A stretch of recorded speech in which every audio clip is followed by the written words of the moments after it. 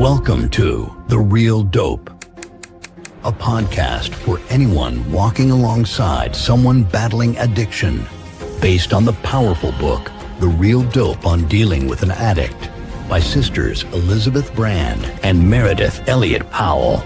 Each episode will explore practical strategies, share authentic stories, and provide the honest guidance. Let's begin today's journey and turn survival into strength.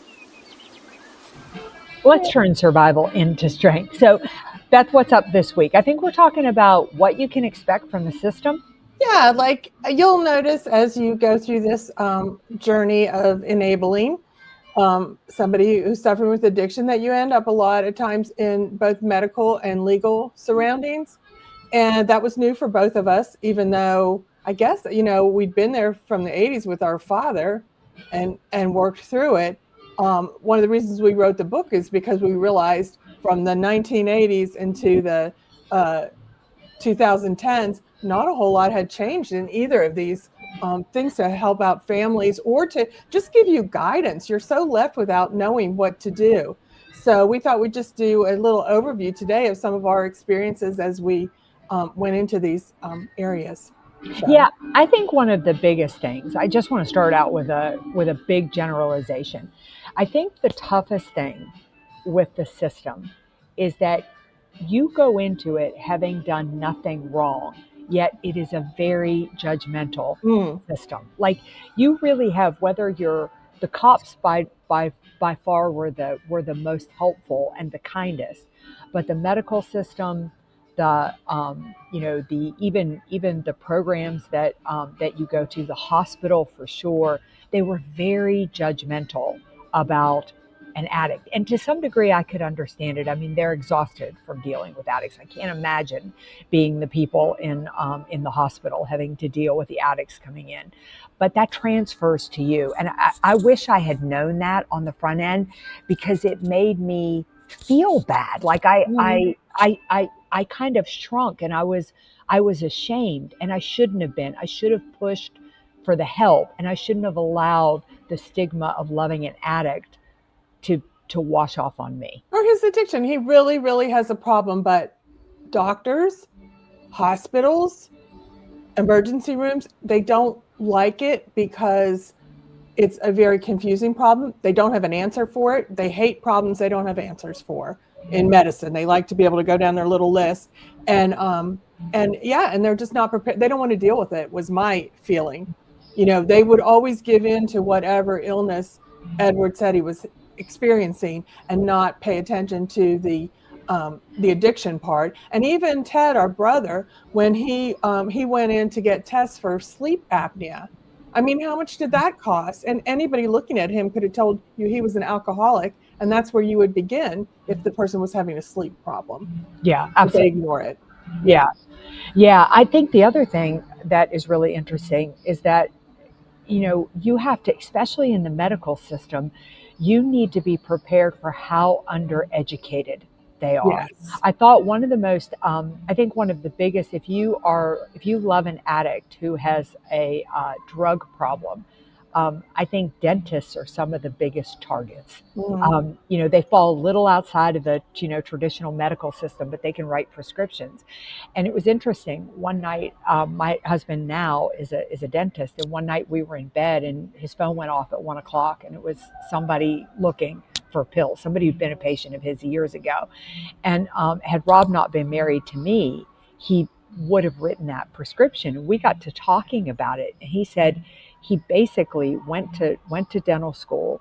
You pass all your boards, you do everything, and you're allowed to write prescriptions, and then you never revisit prescriptions again. You never take another class on drugs. Never ever took a class on what to be aware of when people were taking too much, or whether you were being played or set up. He never ever learned any more about it, and that's just the way the profession works. So I think it's incredibly important to understand that you're dealing with a very uneducated set of professionals when it comes to what you're dealing with. You truly are the expert. Right. And also with people who have a drug addiction issues, they often have cotton mouth, they have dry mouth, so they don't have as much saliva, so they really do have a lot of tooth problems. So they show up at the dentist often, and they know that that's a great supplier for them. Yeah. Yeah. Yeah. And the dentist is not aware of it because they really haven't been taught. I mean, I hope that is improved, but I doubt it has. It's sort of like nutrition with doctors. They really don't get a lot of education in it. No. Like it's everything to the body. They don't get a lot of education where they see the body as a whole, which is, probably another issue when somebody goes in with a drug addiction, but they say, oh, well, they're here for a headache, or they're here for sleep apnea, or they're here for their backaches, or whatever. And they don't particularly want to confront addiction because they don't have an answer for it. And that's the truth. Yeah. Yeah. And I think like you, they're exhausted by it, right? Yeah. Like I think about one night, Doug, my first husband, fell and cracked his head open at like midnight. And of course he'd been drinking so much, it bled profusely. It wouldn't stop. Just blood. His blood was so thin. And I think about those poor doctors at the hospital. It's 1 o'clock in the morning. They're on call. They're having to stitch his head up. They probably have to see patients the next day, and so they're exhausted by it. So they have a short fuse. I'd be interested in your perspective. The only people that I found that were helpful were the police. Nobody. I can't really think of anybody else who was no. And we put that in our book, and now the police have kind of. They're not. I'd be a little afraid to call them if I had a child who was out of control or whatever. But but I also laughed that I got to the point where, and they were very kind to me. We were living in Tennessee at the time. I was living with Edward, and the police were always great, I have to say. But also, we're pretty white and privileged too. Yeah. So I would put that little caution on it. I want to talk a little bit about the hospitals, like when they go in on death's door, like when that one time that Doug went with yellow eyes and really sick, and then they kind of release them on their own recognizance. Yeah. Yeah. So, yeah. That story. Yeah. It's so I don't know if you remember this, but we were at Mother's house for dinner, and we'd gone next door to have dinner with Kathy and Greg, and Doug's eyes were so yellow. I do remember that. They were bright. You could see him across the room. He was clearly so jaundiced. I mean, that liver was just unbelievably failing.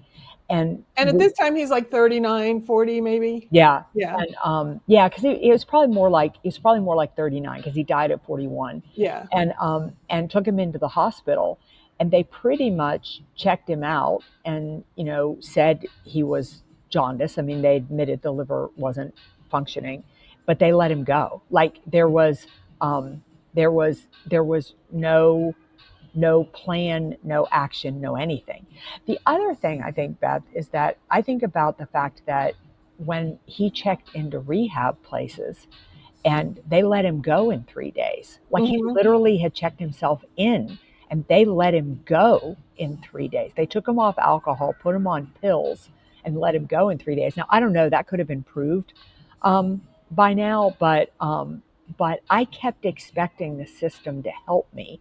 And the system didn't help me.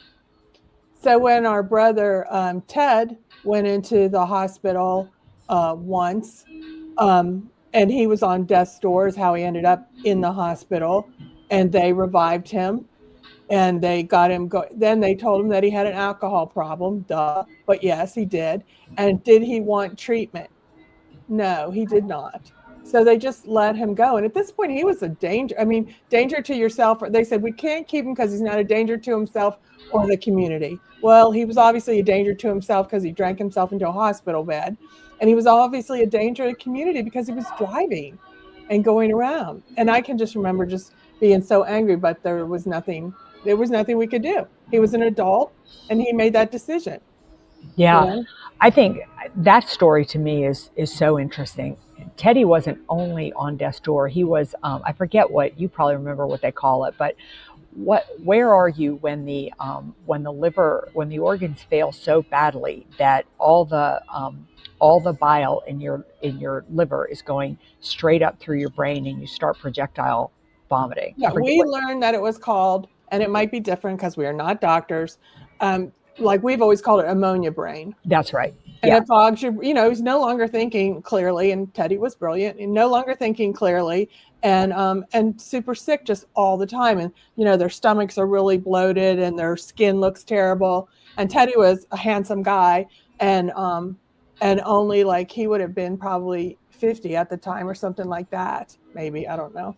Anyway, he looked like death warmed over, and the sunken chest, the big stomach, the skin dripping off the face. And then there was also that time that he went to, I called the suicide hotline on him because he was home alone with a gun. So this was interesting too, because, okay, you got a person who is severely alcoholic, threatening suicide. And so I called the suicide hotline and they couldn't do anything. I had to call the police, of course. Yeah. So I called the police, but that's a scary situation because I knew Ted had a gun. And so the police did too. And so they could have shot him or he could have shot them. I mean, that's frightening. There was no mental health person on the team to help the police work through it or help Ted come to his senses or whatever to get him out safely. But they did get him out safely somehow. And this was in Maryland.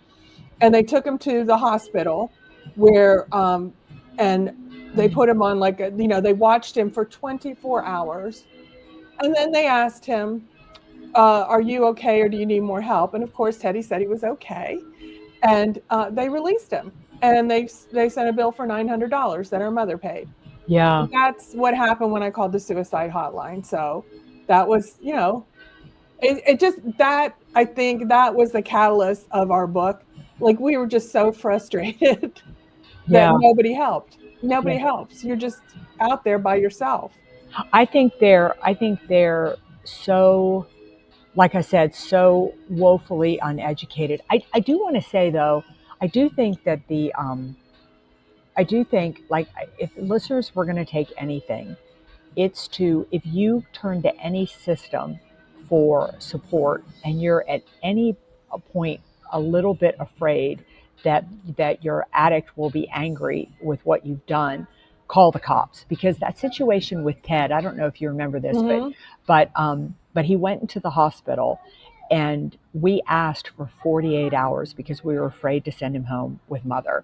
I knew everybody on that hospital board. So I called all the members of the hospital board, told them the situation, told them my brother was violent, told them my brother had access to a gun, asked for only 48 hours until my sister and I could find someplace to put him. And they said no, they wouldn't do anything. And they immediately released Ted. Ted told them he would be drinking as soon as he left. He freely admitted that. He came home, he stole mother's car immediately. And he was downtown at Hannah Flanagan's drinking.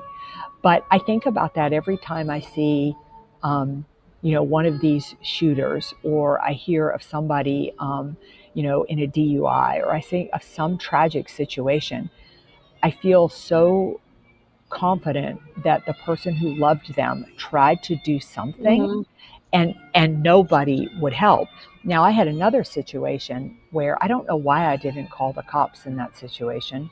Maybe I did. I don't remember. But anyway, I don't know if you remember this, but Doug was down to 140 pounds. He was 6'3". Yeah, 32. No, you're right, 6'2".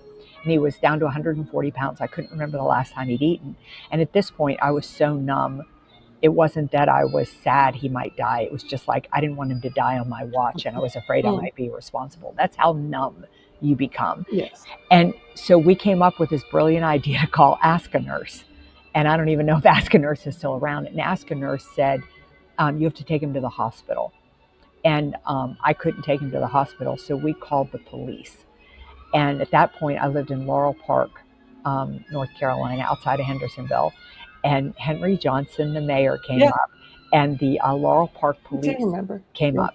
They took Doug to the hospital, and he was so damn angry. Same thing. He had a huge alcohol blood content level.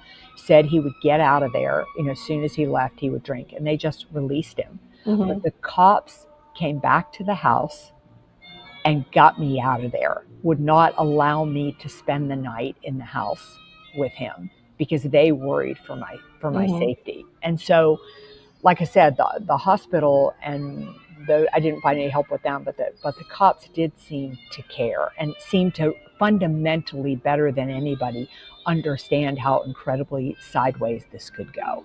Again, we live in really small towns where we actually know the police or know people who know the police. So it's not the same situation, I guess, if you call the police in New York City or something. I mean, these are like, everybody has to, we have relationships.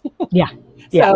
So that's why it's safer too. But even in Sevier County, Tennessee, where I didn't really have relationships with the police, it was still a small town, and people felt like, they were people who cared about the community. Not that other cops don't, but they had relationships, and they were always really, really good about it too. But I'll tell you who wasn't great about it are courts. Courts are not good about it, especially like if you find yourself in divorce court, and their Department of Human Social Services, a lot of their thing is trying to keep the family together, which is totally understandable. But it's not always the best thing when you have an active addict. And if you have one person who's sober, I believe that the sober person should have full custody of the children and be able to make decisions about whether the child goes with the other parent or not. Because I have sat in more than one court case where I've heard because I did some volunteer work for Department of Social Services. I've sat in more than one court case where I've heard them say, well, he has to be sober when he picks the children up. He has to be sober while he's with the children. Well, and I know that he might be sober the minute he picks the children up, but God knows what happens later. Yeah. And, I've seen judge after judge not really understand addiction or the situation, and lawyers too. And people are doing what they think is right and good, and they're trying, but they don't understand addiction. So as the enabler and the sober one, you really have to fight. My experience was my husband really wanted some kind of a visitation or whatever. But the truth of the matter is, he really had a bad addiction problem, gets lazy. It's not going to happen. So I was just as kind as I could be to him. I took my child over to him whenever he was sober. I made our son available to him as much as I could. And in time, he lost interest because he was more interested in drugs because he was sick, not because he didn't love our child, but because he was very, very sick. But that's the way I would play it. That's the way I did play it. Yeah. Talking about being nice and talking about being kind, if I were in this situation right now and it was a situation I either couldn't or wasn't going to get myself out of, I would really figure out which cops work my area and try to get to know them. And that might be a good idea. Yeah, I mean, really, because if you, again, I can't imagine what they go through on a daily basis. Same with the emergency room people. Yes, exactly. You just think, oh my God, it's one more addict, and they, understandably are at the end of their rope. So I think anything that you can do to build those relationships on the front end. But on the flip side, that addict is somebody's baby. Yeah. Oh yeah. Always. Somebody loves them. Somebody. So, But the other thing too is that it's I would say if I had to do it all over again, I would still be educating the hospital. I would still be educating the mental health people. I would still be, even though nobody was listening to me, I still would be educating. I just would have had what I didn't understand, and I think something that's very powerful about this show right now is I was so immersed in addiction. I thought everybody understood my world. That's good, man. Yeah, and nobody did. Like you can't. it's a sick little secret club. And if you haven't, it reminds me of the time you and I were at a Chamber of Commerce event, and Vanessa, I can't remember her last name, unfortunately, she's passed away now. But you and I, somebody came up and were asking us whether we were married or not, and we were not at the time. And we both said that our first husbands were dead. And Vanessa goes, "Oh my God, you're so lucky!" Like, and everybody else thought that was awful, but only people who had lived in our world can understand. Like, oh Yeah. yeah, like Yeah. So you really need to understand that the path you are walking is so incredibly challenging, and unless you are inside it, it's surreal. Like the thing about addiction is that when you think it is as bad as it can get, it's going to go another level. Like, it's always going to slip lower, and so people can't fathom it unless they walk it. Yeah, you can't. I couldn't fathom it No, until like me. like I was I had to get the first time I bonded Edward out, and I stopped doing that eventually because I started to enjoy when he was in jail. But the first time I bonded him out, and I was putting, like, you have to put your mother's name, and I was putting our mother's name on a bail bondsman, like, form. I was like, oh my God, this is horrible. And how about when you went to the magistrate? Oh, yeah, exactly.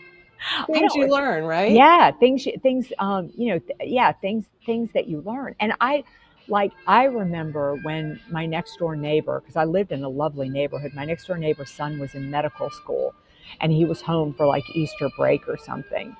And at 1 o'clock in the afternoon, he finds Doug buck naked, drunk off his butt in our backyard. And I got to tell you, I never would have thought that would have happened. You know what I mean? Yeah. I'm like, oh my God. Like, when he told me, I was like, no, no, no, no, no. I mean, they called me and let me know they got Doug back in the house, but that he was buck naked and completely drunk laying in the backyard.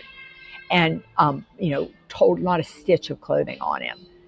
And you're like, wow, I never thought it. So when you think about the world you live in, you have to realize people aren't living in this 24 hours like you are, and so they don't really understand it. And then, even though every addict is somebody's baby and somebody that they love, the majority of the addicts that I think the cops and people are dealing with are people who truly have been cast aside. A lot of them have been cast. Burned every bridge. They burned every bridge. And I feel like this show and where we were is that you're still dealing with an addict who's got some level of support system around them. But when you show up at the hospital, they assume that you're basically the same as the addict who got pulled in from a crack house who's now shooting up between their toes. Yeah, it could be. That was Bill Moyer's son. Yeah, exactly. And Doug was living on the street. Yep. In the end, I mean, everybody has a story. Yeah. Yeah. Yeah. And sad. But so tell him about the magistrate, though, right before we leave. I don't remember the magistrate. We went to the magistrate to get Doug committed because he was so sick. Yeah. We had to go to the door, and then we had to go in, and we didn't know anything about going to a magistrate. I had never gone to a magistrate before in my life. It didn't work, though. It didn't work because the bummer was, if I got him committed, I had to be legally responsible for him, and that was not a good strategy. No, that's not a good strategy. Like we said, make sure you save your ship so that if they do get better, and a lot of people do get better, they have something to come home to, or some support system is still available to them. They still have people who love them. Yeah. All right, what's your biggest takeaway from today? I think the biggest takeaway is that you need to educate the people around you that this person is still valuable. And maybe the more we educate, maybe there will be choices. Like, maybe there will be support systems. But gosh, Meridith, we've been doing this since the 1980s. Yeah. I mean, it's better. People have a better understanding, a kinder understanding of addiction. But it really, it's pretty sad. You're on your own. Yeah, I think that's really, I think if I want people to understand anything, it's that the system isn't equipped to help you. It isn't advanced enough to help you, and you need to understand that, because I know I felt that when I reached out for help, I thought I was going to get it. Me And too. even when he would go to jail, he would be out in nothing It's flat. sick, but it's like your respite. It was the only time I was like, again, my husband was in a jail in a small town, like it wasn't in Rikers or something like that. And so like I wasn't worried for his safety. Yeah. But man, it was a respite. It was like a time for me to breathe, Yeah. for sure. Yeah. So I think it's the other thing I want people to take away from today's show is that not to let the shame of the addict fall on you.